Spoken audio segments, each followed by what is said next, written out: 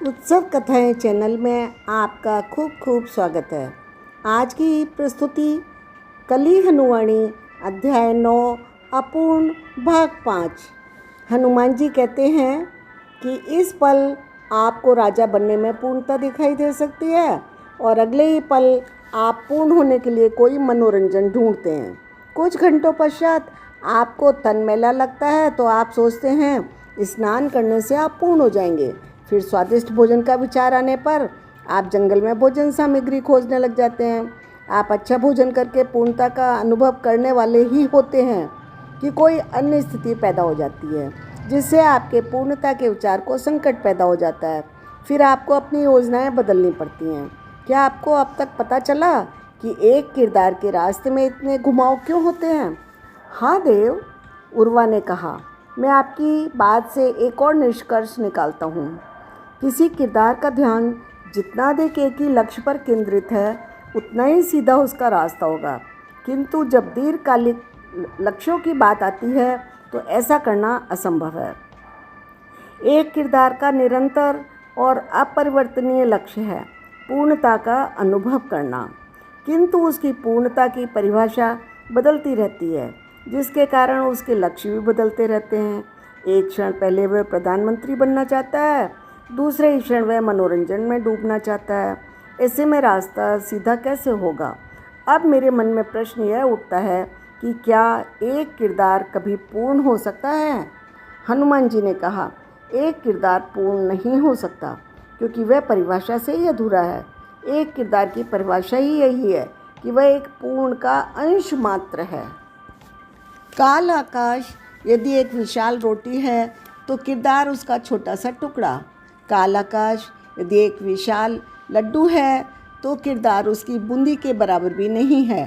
काल आकाश के पूरे ताने बाने को एक साथ देखा जाए तो वह केवल एक शुद्ध श्वेत गोला है जिसमें न कोई भावना, न कोई गति, न कोई गतिविधि।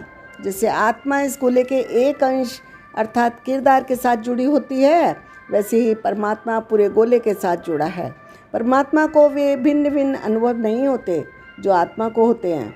एक परमात्मा ही सच्चे आनंद में रहता है, सच्ची पूर्णता में रहता है।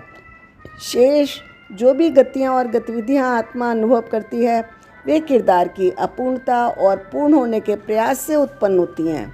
एक ऐसे धागे की कल्पना करिए जिसकी लंबाई असीम है। कल्पना कीजिए उस धागे से एक ऐसी श्वेत चादर बुनी गई है जो असीम है। बुनाई को बारीकी से देखा जाए तो उसमें जटिल रूपांकन दिखाई देगा।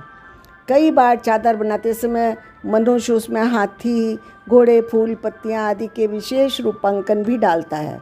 अर्थात एक सादी चादर जिसमें कोई रूपांकन नहीं डाले गए हैं उसमें हर प्रकार के रूपांकन डाले जाने की संभावना मौजूद है। जैसे श्वेत चादर में इंद्रधनुष के सभी रंग छिपे होते हैं, वैसे ही एक सादी चादर में सभी संभव रूपांकन छिपे होते हैं। एक सादी चादर की बुनाई को ध्यान से देखा जाए तो धागे रूपांकन बनाते दिखाई देते हैं। उन रूपांकनों की आकृतियों से आप कदाचित परिचित न हों। आपको केवल विभिन्न रेखाएं एक दूसरे से मिलती दिखाई देंगी, किंतु उनमें हर प्रकार का रूपांकन होने की संभावना का अस्तित्व है। यदि पूर्ण रूप से देखो तो वह एक सादी चादर है। यदि उसके किसी एक अंश को देखो तो आपको भिन्न भिन्न रूपांकन दिखाई देते हैं। मनुष्य के किरदार भी इस चादर में रूपांकन मात्र हैं। एक बार पुनः दोहरा दूँ, ये रूपांकन आपको इसलिए दिखाई देते हैं क्योंकि आपकी दृष्टि पूर्ण पर नहीं अपितु अंश पर है। आप अर्थात आपकी आत्मा की दृष्टि एक स्थिर अंश पर नहीं टिकती। आपकी दृष्टि फिसलती है क्योंकि आप अंश से संतुष्ट नहीं होते। आपकी दृष्टि पूर्ण की खोज करने लगती है। उसी खोज के दौरान आपको उन रूपांकनों में गति और क्रिया दिखाई देती है। दिखाई नहीं देती अपितु अनुभव भी होती है। जितना अधिक आप अंश से जुड़े होते हैं उतना गहरा आपको अनुभव होता है। पुनः स्मरण करा दूँ, ये सब रूपांकन और उनकी क्रियाएं भ्रम मात्र हैं। सत्य तो यह है कि चादर में न कोई गति है न कोई रूपांकन। आपकी आंशिक दृष्टि के कारण आपको ये सब भ्रमजाल दिखाई देता है जिसको हम संसार कहते हैं। एक जागृत आत्मा जानती है कि किरदार कभी पूर्ण नहीं हो सकता क्योंकि वह अधूरा है, इसलिए तो किरदार है। वास्तव में आत्मा ही काल आकाश के एक अधूरे भाग को देख रही है, एक अधूरे भाग से जुड़ी हुई है। आत्मा ने अपनी अधूरी दृष्टि से किरदार का भ्रम पैदा किया हुआ है ताकि वह अधूरेपन से जुड़ी भावनाओं को अनुभव कर सके। लेकिन सुप्त आत्मा यह भूल जाती है। सुप्त आत्मा किरदार से इतना जुड़ जाती है कि किरदार की पूर्ण होने की इच्छा को अपना इच्छा मान लेती है। आप रो क्यों रहे हो उर्वा? उर्वा की आंखों में आंसुओं का झरना फूट पड़ा था। उसने रुधे हुए गले से कहा, मुझे नहीं पता देव, और मैं पता लगाना भी नहीं चाहता हूँ। पूर्ण और अंश, पूर्ण और अधूरा। मैं वर्षों से अपने चारों ओर बिखरे पड़े संसार का अध्ययन करता आ रहा हूँ। मैं समझने की चेष्टा कर रहा हूँ। यह सब इतना